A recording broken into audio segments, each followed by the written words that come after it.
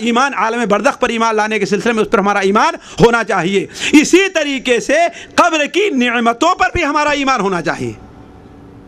نیک لوگ جو ہیں کیا ہے، انہیں نعمتیں ملیں گی، ان کی قبر کو تا حد نظر کشادہ کر دیا جائے گا، ان کی قبر کی طرف جنت کی کھڑکی کھول دی جائے گی، ان کے لیے جنت کا بسترا بچھا دیا جائے گا. جیسا کہ صحیح ابن حبان میں وہ لمبی حدیث ابو ہریرہ رضی اللہ عنہ کی ہے کہ جس کے اندر اللہ تعالیٰ ارشاد فرمائے گا کہ ہاں میرے بندے نے سچ کہا، افرشوا لہ من الجنہ والبسوہ من الجنہ وافتحوا لہ بابا الی الجنہ، ہے کہ نہیں؟ تو عرض کرنے کا مقصد یہ ہے کہ قبر کا عذاب اور قبر کی نعیم کے اوپر بھی ایمان لانا ہم میں سے ہر شخص کے اوپر واجب ہے. دیکھیے اس سے متعلق ایک بات میں ذرا چلتے چلتے اور بڑے اختصار کے ساتھ کروں. دیکھیے بعض وہ کام ہیں جو قبر کے عذاب کا سبب بنتے ہیں. میں ایک چیز کو چھوڑ کر کے اختصار کے ساتھ یہ بات ذکر کر دوں، اس لیے کہ اس میں ہمارا کچھ لوگوں کا فائدہ ہے. دیکھیے بعض وہ کام ہیں جو قبر کے عذاب کا سبب بنتے ہیں.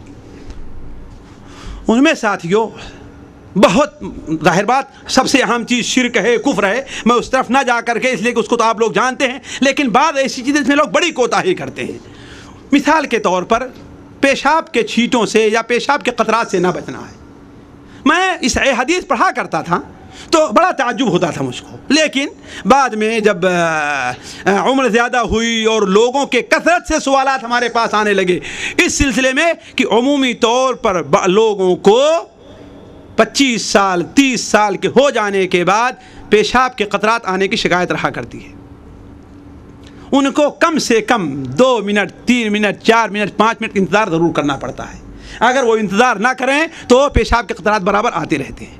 اور ظاہر بات ہے حمام میں بیٹھ کر کے 2 4 6 منٹ انتظار کرنا بڑا مسئلہ ہوتا ہے. اور اگر حمام بامبے کی طرح ہو اور مکہ کی طرح ہو تو لوگ جو ہے اتنا سے بیٹھنے ہی نہیں دیں گے، ہے نا. ٹھوک ٹھوکی کر کے انسان کی حالت خراب کر دیتے ہیں، اس کا پیشاب ہی نہیں اترتا. تو عرض کرنے کا مقصد یہ ہے کہ بعض لوگوں کو جو یہ شکایت رہا کرتی ہے انہیں اس سے پرہیز کرنا چاہیے، انہیں اس کا علاج کریں. اگر علاج نہیں ہے تو ایسی احتیاط ضرور کریں کہ کم سے کم جن کپڑوں میں نماز وغیرہ پڑھی جاتی ہے، جن کپڑوں میں پہن کر کے نماز پڑھتے ہیں یا عام حالات میں کپڑے پہنے رہتے ہیں، اس میں پیشاب کے قطرات نہ لگنے پائیں.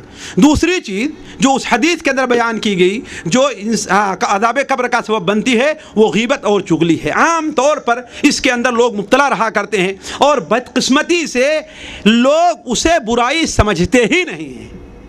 نہ آج غیبت کو لوگ برائی سمجھ رہے ہیں، نہ ہی آج چغلی کو برائی سمجھ رہے ہیں. واللہ شیخ میرا وقت کتنا ہے، میں ایک حدیث جس حدیث نے میرے وجود کو ہلا کر کے رکھ دیا اور وہ حدیث میں آج آپ کے سامنے بیان کرنا چاہتا ہوں. علامہ البانی نے جو صحابے کے اندر اس حدیث کو نقل کیا ہے کہ اللہ کے رسول صلی اللہ علیہ وسلم ایک بار سفر میں جا رہے تھے، آپ کے ساتھ حضرت ابو بکر و عمر بھی تھے. ذرا غور کر لیں گے کون تھے؟ ابو بکر و عمر بھی تھے. حضرت ابو بکر و عمر کا کھانے پینے کا سامان ان کے ایک غلام کے پاس تھا اور ایک اونٹ کے اوپر تھا. دونوں ایک جگہ ٹھہرے، تھوڑی دیر سوئے اور یہ امید تھی کہ اتنی دیر میں غلام کچھ کھانے پینے کی چیزوں کو تیار کر دے گا. لیکن وہ دونوں جب بیدار ہوئے تو کیا دیکھ رہے ہیں کہ غلام ابھی سو رہا ہے. آپس میں ایک دوسرے سے کہا یہ تو ایسے سو رہا ہے جیسے کوئی آدمی اپنے گھر پر سوتا ہے، یعنی ایسی گہری نیند سو رہا ہے، ایسی بے باکی کے ساتھ سو رہا ہے، اطمینان کے ساتھ سو رہا ہے جیسے آدمی اپنے گھر کے سوتا ہے. اسے بیدار کیا اور کہا کہ اب اگر بیدار ہوگا ہمارے لیے سالن اور کھانے وغیرہ کا انتظام کرنا شروع کرے گا تو دیری ہو جائے، قافلے کے ساتھ ہم جا نہیں پائیں گے. لہذا اسے بھیجا اور کہا جا کر کے اللہ کے رسول صلی اللہ علیہ وسلم سے ذکر کرو کہ اگر کچھ سالن ہے کھانے کے لیے تو وہ ہمیں دے دیں. چنانچہ وہ غلام جاتا ہے اور اللہ کے رسول صلی اللہ علیہ وسلم سے جب اس بات کا ذکر کرتا ہے تو آپ صلی اللہ علیہ وسلم نے فرمایا کہ جاؤ ان دونوں سے کہہ دو کہ تم دونوں نے تو سالن کھا لیا ہے. ذرا غور کریں گے یہ کس کے بارے میں کہا جا رہا ہے؟ ابو بکر و عمر کے بارے میں. کیا کہا؟ جاؤ ان دونوں سے کہہ دو کہ تم دونوں نے سالن تو کھا لیا ہے. وہ غلام آ کر کہتا ہے تو دونوں پریشان ہو گئے کہ آخر یہ کیا ماجرا ہوا، ہم نے ابھی تک لقمہ منہ میں نہیں ڈالا اور آپ یہ فرما رہے ہیں. ظاہر بات آپ کا فرمان غلط نہیں، وجہ کیا ہے؟ چنانچہ بھاگے بھاگے آپ کی خدمت میں گئے اور کہا اے اللہ کے رسول صلی اللہ علیہ وسلم ہم نے فلاں شخص کو آپ کے پاس بھیجا کہ تھوڑا سالن دے دیجئے. تو آپ نے کیا کہا؟ تم دونوں نے سالن کھا لیا ہے. تو آپ نے فرمایا اپنے بھائی کی غیبت کر کے, اس کے بارے میں برائی کر کے جو کچھ تم نے کھایا ہے وہ سالن ہی تو ہے. اور آپ نے فرمایا اس ذات کی قسم جس کے قبضے میں میری جان ہے, اس کے گوشت کا ٹکڑا تمہارے دانتوں میں دیکھ رہا ہوں.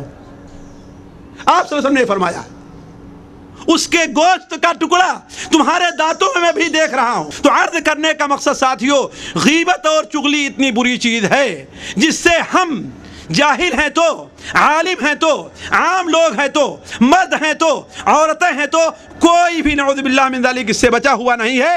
اس لیے اس سے پرہیز کرنے کی ضرورت. کیوں؟ اس لیے کہ یہ چیز قبر کا عذاب کا سبب بنتی ہے, جیسا کہ صحیح بخاری شریف میں عبداللہ ابن عباس کی روایت ہے, آپ لوگوں نے بار بار سنا ہوگا. تیسری بات جو عذاب قبر کا سبب بنتی ہے وہ خیانت ہے. کس میں خیانت؟ عام مال میں خیانت, جسے غلول کہا جاتا ہے. مال غنیمت جو ابھی حاصل ہوا ہے اور وہ تقسیم نہیں کیا گیا, اس میں سے کوئی چیز لے لی جائے چھپا کر کے, چوری کر کے, یہی چیز کیا ہے؟ وہ غلول ہے. اس کی دلیل کیا ہے؟ اللہ کے رسول صلی اللہ علیہ وسلم کی وہ حدیث جو بخاری اور مسلم میں ہے. حضرت ابو ہریرہ بیان فرماتے ہیں کہ ایک شخص نے آپ کو ایک غلام بطور ہدیہ دیا جس کا نام مدعم تھا. اس کا نام کیا تھا؟ مدعم, میم دال عین میم. آپ صلی اللہ علیہ وسلم کا سامان وہ لے کر کے چلا کرتا تھا. ایک بار آپ کا اونٹ کو لے کر جا رہا تھا, آپ کے کجاوے کو رکھا کہ اچانک کہیں سے ایک تیر آیا, پتہ نہیں کس نے مارا, اسے لگا اور اس کا انتقال ہو گیا. صحابہ کرام نے کہا ہنیّا لہ بالشہادہ و ہنیّا لہ بالجنہ, جنت سے مبارک ہو. کیوں؟ اللہ کے رسول صلی اللہ علیہ وسلم کی خدمت کر رہا ہے, آپ کے ساتھ چل رہا ہے, جہاد کے لیے نکلا ہوا ہے. اس سے بہتر موت اور کیا ہوگی؟ اور کافروں کے ہاتھ سے مارا گیا ہے, اس سے بہتر موت اور کیا ہوگی؟ آپ صلی اللہ علیہ وسلم نے فرمایا کہ تم کیا کہہ رہے ہو؟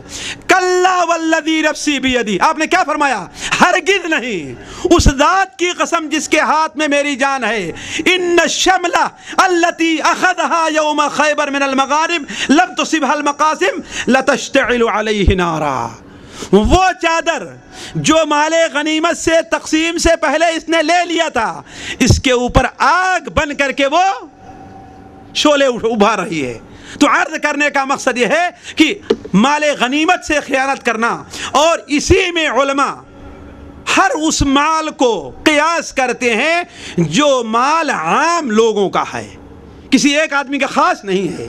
جیسے جمعیہ خیریہ کا مال ہو, یہ افطاری کے لیے جو سامان رکھ دیا جاتا ہے, بہت سے لوگ چھپا کر کے ایک پانی یہاں رکھ لیے, ایک لبن کا ڈبہ یہاں پر رکھ لیے, اس کی کچھ پرواہ نہیں سمجھتے. ساتھیوں سوچئے, یہ غلول کے قسم میں آتا ہے, اس لیے کہ یہ مال عامہ ہے, اور عام مال سے بغیر تقسیم کے بعد بچ رہا ہے آپ لے جائیے, لیکن لوگوں کو دینے سے پہلے, تقسیم سے پہلے اس سے لینا قطعاً آپ کے لیے جائز نہیں, الا یہ کہ جو شخص لے کر کے آیا ہے وہ آپ کو اس کی اجازت دے دے. اور چھپا کر کے لے لینا, بعض لوگ بیٹھتے ہیں ماشاءاللہ جو ہٹے کٹے رہتے ہیں, جب تقسیم ہونے لگتا ہے تو پلٹھی مار کر کے بیٹھیں گے, ایک گلاس ادھر داخل کر لیے, ایک ادھر داخل کر لیے, اور سامنے 2 تیر رکھ لیے, کہتے کون دیکھنے والا ہے؟ ایک معمولی سی چیز ہے ساتھیوں, لیکن دیکھیے یہ کتنے بڑی خرابی اور کتنے بڑے عذاب کا ہمارے اوپر سبب بن سکتی ہے. اسی طریقے سے عالم برزخ میں, قبر کے اندر جو عذاب کا سبب بنتے ہیں وہ جھوٹ بولنا ہے, قرآن مجید کو ترک کر دینا ہے, پڑھنا ہی نہیں ہے, زنا ہے, سود ہے, جس کی دلیل حضرت سمرہ ابن جندب کی وہ لمبی روایت ہے جو صحیح بخاری شریف کے اندر ہے کہ اللہ کے رسول صلی اللہ علیہ وسلم کو جھوٹ بولنے والا کیسا دکھایا گیا کہ اس کے جبڑے کو پھاڑا جا رہا ہے. قرآن کو چھوڑنے والا, نماز کو چھوڑنے والا کیسے دکھایا گیا کہ اس کے سر کو کچلا جا رہا ہے. سود خور کو کیسے دکھایا گیا کہ وہ سود کے خون کے دریا میں تیر رہا ہے. اور زانی کیسے دکھلایا گیا کہ وہ تندور ہے, آگ جل اس کے اندر وہ جل رہا ہے. یہ سارے لوگ گنہگار ہیں جنہیں حشر کا عذاب قبر ہو رہا ہے کہاں؟ عالم برزخ میں.